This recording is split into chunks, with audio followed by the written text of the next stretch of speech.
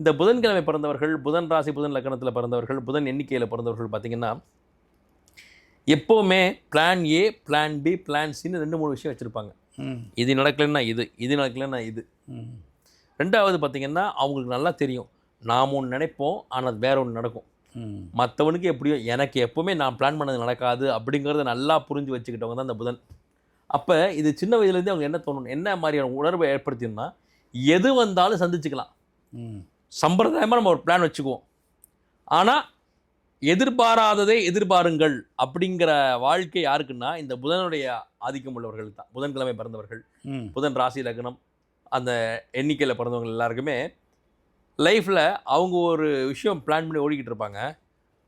சற்றும் எதிர்பாராத திருப்பங்கள் எல்லாமே இந்த புதன் தான் நடக்கும். இவங்களை தூக்கிட்டு போய் என்ன பண்ணணும்னா, இவங்களுக்கு சம்மந்தமே இல்லாத ஒரு டிபார்ட்மெண்ட்டில் தூக்கி போகணும். இவங்க படித்தது ஒன்றா இருக்கும், உங்கள் வேலை செய்கிறது ஒன்றா இருக்கும். நீங்கள் கமெண்ட்ஸில் கேளுங்க. புதன்கிழமை பிறந்தவங்க எல்லாருமே நிச்சயமாக 99% இணையாக அவங்க படித்தது ஒன்றாவும், அவங்க வேலை பார்த்துக்கிட்டு இருக்கிறதும், புகழடைஞ்சிக்கிட்டு இருக்கிறதும், அவங்க பணம் சம்பாதிச்சுக்கிட்டு இருக்கிறதும் கம்ப்ளீட்டாக வேறு ஒன்றா இருக்கும். ஏன்னா இந்த புதன் என்ன பண்ணுன்னா, உனக்கு தான் நான் ஏகப்பட்ட அறிவை கொடுத்துருக்கேன்ல, நீ ஏன் உனக்கு நன்னா தெரிஞ்சதை செஞ்சிட்ருக்க, உனக்கு சற்றும் தெரியாத ஒரு விஷயத்தை தூக்கி போடுறேன், அதில் கரை கண்டு மூழ்கி முத்தெடுத்து நீ திருப்பி வந்து கரை சேர் அப்படின்னு அந்த வித்யா வந்து அவங்கள அப்படி இயக்கும்.